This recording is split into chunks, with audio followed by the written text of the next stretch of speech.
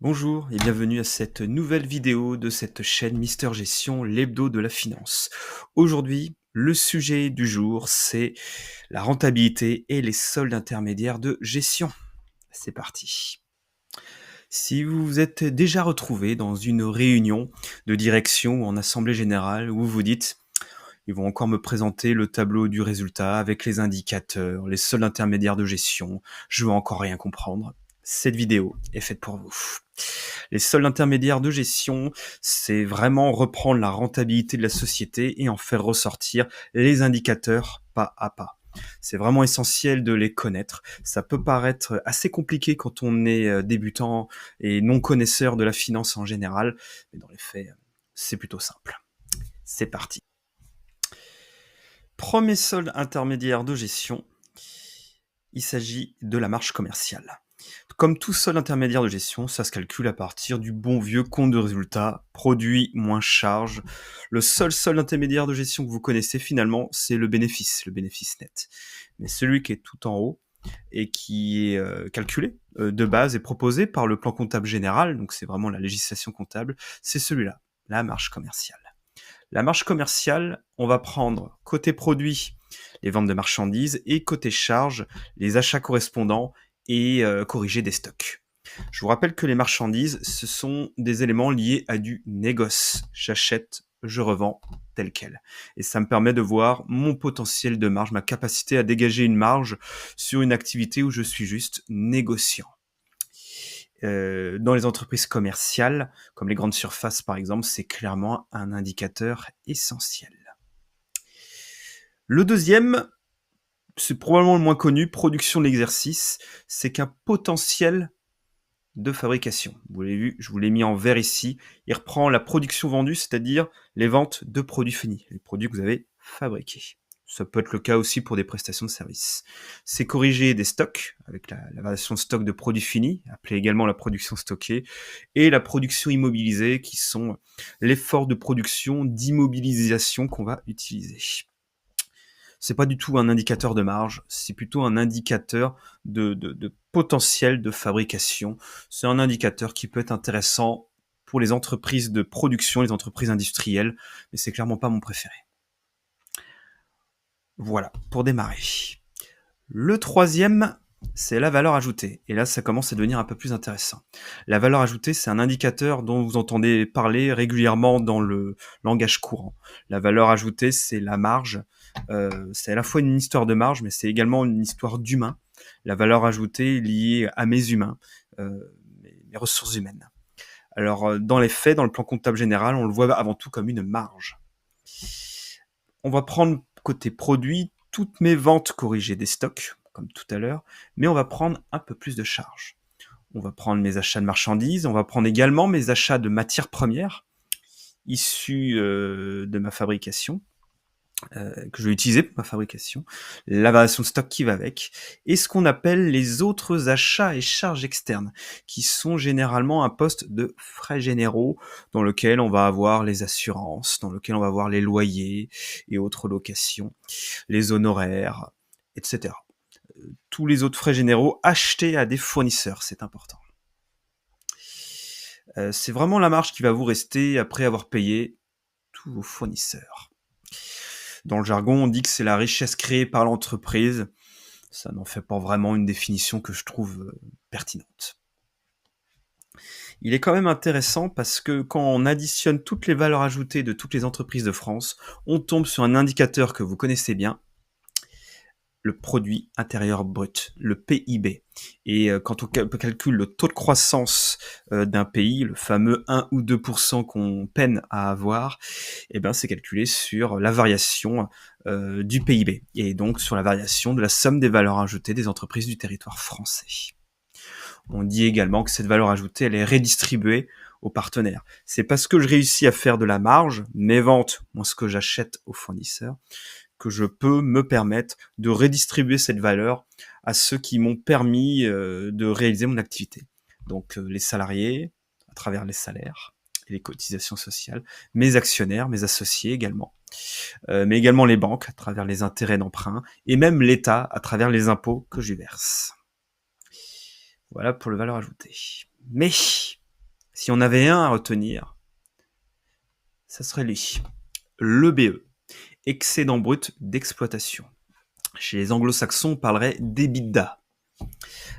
C'est un acronyme de BE. Il est pas facile à comprendre quand on en entend parler, et pourtant, c'est vraiment celui qui est le plus essentiel, parce que c'est vraiment la marge la plus aboutie qu'on peut même suivre assez facilement mensuellement. Alors, il y a quoi dans le BE? La couleur verte. J'ai pris tout le potentiel de vente et de production avec les stocks. On y ajoute les subventions d'exploitation, mais ça, c'est souvent assez marginal.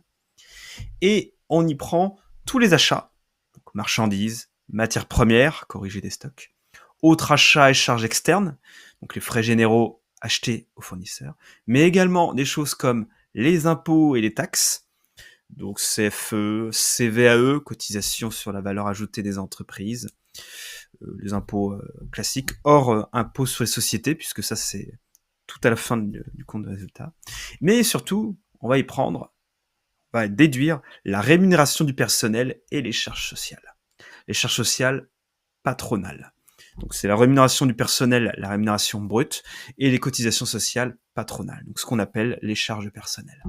Donc là, on va déduire les deux gros éléments qu'on a en charge, à savoir les achats aux fournisseurs et à savoir les salaires et les cotisations qui vont avec. Donc le BE, dans les PNL, les Profit and Loss, qui est un peu l'équivalent des soldes intermédiaires de gestion, mais dans le monde anglo-saxon, qu'on retrouve surtout dans les groupes multinationaux, on va parler plutôt d'EBITDA, Earnings Before Interest, Tax, Depreciation and Amortization. Donc c'est vraiment ce qui me reste après mes ventes, après avoir payé mes achats aux fournisseurs, les impôts, taxes et les charges de personnel. Moi, je dis également que c'est une forme de trésorerie, parce que là, vous avez que des éléments de trésorerie. Je vends, j'achète, donc je paye mes impôts, je paye mes salaires et les cotisations qui vont avec. Au-delà, vous verrez, c'est des histoires d'amortissement, c'est plus complexe, c'est plus technique. Cet acronyme-là, EBE, cet indicateur-là, il est souvent utilisé avec les banques. Parce que les banques, ce qui les intéresse, c'est votre capacité à rembourser les emprunts. Et on utilise souvent le ratio emprunt sur EPE qui doit être inférieur à 4 années, en gros. Il faut que je sois capable de rembourser les emprunts qui restent au bilan en 4 années de trésorerie générée par l'activité. C'est l'un des indicateurs clés. Au-dessus de 4, on va considérer que vous risquez d'avoir des difficultés à rembourser vos emprunts. Voilà pour les indicateurs, les premiers en tout cas. Mais vraiment, ceux à retenir pour l'instant, c'est valeur ajoutée et excédent brut d'exploitation. On a vu la marge commerciale, la production d'exercice, la valeur ajoutée, le BE, le cinquième, c'est le REX. REX pour résultat d'exploitation. Le résultat d'exploitation, il est peut-être facile à comprendre. Comme vous le savez, dans un compte de résultat, il y a 3 types de charges et produits, en France en tout cas. Exploitation, financier, exceptionnel. Là, on reprend tous les produits et charges d'exploitation. Donc dans les produits, on va reprendre également tout mon potentiel de production, plus les reprises, plus les autres produits. Autres produits, on va avoir dedans notamment des indemnités d'assurance qu'on percevrait. On verra également des redevances qu'on toucherait liées à des droits d'auteur. Et en charge d'exploitation, grosse différence par rapport à l'EBE. En plus des achats et des charges de personnel, on va prendre les amortissements. Les amortissements, si vous vous souvenez, ce sont l'usure de mes immobilisations.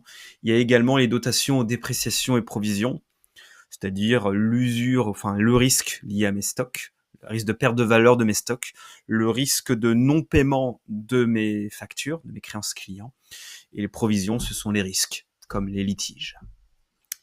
Voilà, on déduit également les autres charges qui sont plutôt les achats de redevances, mais également les pertes sur créances irrécouvrables.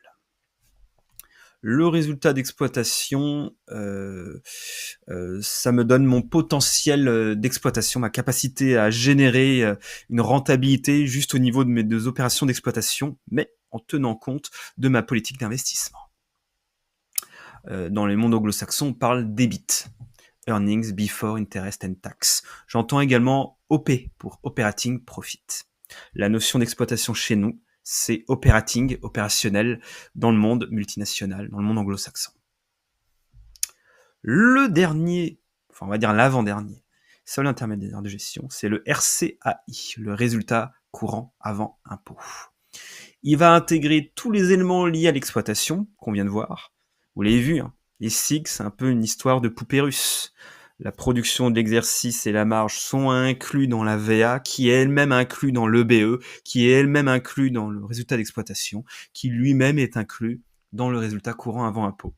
Lui, il intègre en plus les éléments financiers. Produits financiers moins charges financières. Là, on va prendre en plus des notions comme des revenus de placement et des intérêts d'emprunt. Donc, par rapport au résultat d'exploitation, on intègre cette fois-ci la politique de financement, notamment à travers les emprunts. Et là, il est intéressant celui-là parce qu'il ne prend pas en compte les éléments exceptionnels ni l'impôt sur les sociétés. Et le dernier seul intermédiaire de gestion, vous le connaissez, c'est celui qui apparaît dans le compte de résultat tout à la fin et dans le bilan en capitaux propres. C'est le résultat officiel, le résultat net de l'exercice, qui, par rapport au résultat courant avant impôt, prend en compte les éléments exceptionnels, la participation des salariés au résultat et l'impôt sur les bénéfices. Voilà, on vient de voir ensemble les 7 seuls intermédiaires de gestion répertoriés par le plan comptable général et qui sont... Ça fait beaucoup d'informations, un peu trop. Je vous propose cette petite synthèse avec un exemple. Une entreprise qui a un chiffre d'affaires base 100. On y déduit les achats de matières premières et marchandises. Ça nous donne 45. 45 d'achat des matières principales. Là, on va souvent avoir comme indicateur ce qu'on appelle la marge brute. Là, je vous fais grâce de la marge commerciale. Je prends la marge brute, qui est la marge restante après avoir payé les principaux achats. Là, il me resterait 55. Pour 100 euros vendus, il me reste 55 euros de marge. Ensuite, on va enlever ce qu'on appelle les autres achats et charges externes.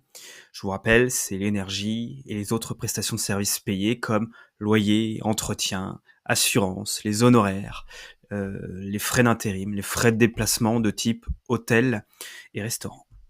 Quand j'ai déduit ça, par exemple pour 15, eh bien 55 moins les 15 vont me donner ce qu'on appelle la valeur ajoutée. Ça va me donner 40. 40, c'est ce qui me reste après avoir payé tous mes fournisseurs. De la valeur ajoutée, on va déduire ensuite, pour un prochain indicateur, les impôts taxes, comme la taxe foncière, pour TF, CFE, c'est cotisation foncière des entreprises, la CVAE, la cotisation sur la valeur ajoutée des entreprises, les taxes sur les véhicules de société, la taxe d'apprentissage, la formation continue.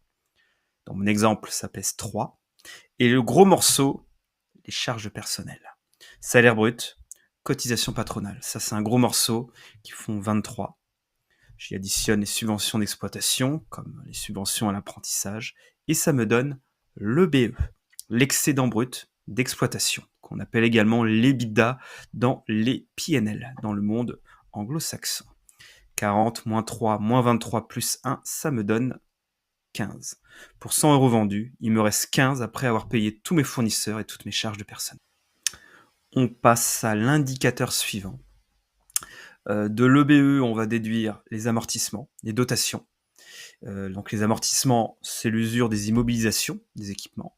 Les dépréciations, ce sont les risques de perte de valeur de mes stocks et de mes créances clients à travers le risque d'impayé. Les provisions, ce sont les autres risques liés au litige notamment. Moins 5 dans mon exemple. On peut avoir l'inverse aussi. Des réductions, des annulations de risques, qui sont des produits techniques. Et il y a d'autres éléments comme les autres produits et charges d'exploitation. Ça peut être des indemnités d'assurance que vous percevez. Ça peut être des redevances de droits d'auteur que vous pouvez payer ou recevoir liées à des licences. Ça peut être également des pertes sur créances irrécouvrables. Ça me donne mon REX, mon résultat d'exploitation, qu'on appelle également l'EBIT, Earnings Before Interest and Tax, dans les PNL, dans le monde anglo-saxon, indicateur utilisé dans le monde des multinationales. Là, ça me donne 9. après avoir payé tous mes fournisseurs, toutes mes charges de personnel et avoir déduit mes amortissements, pour faire simple, pour 100 euros vendus, il me reste 9 euros.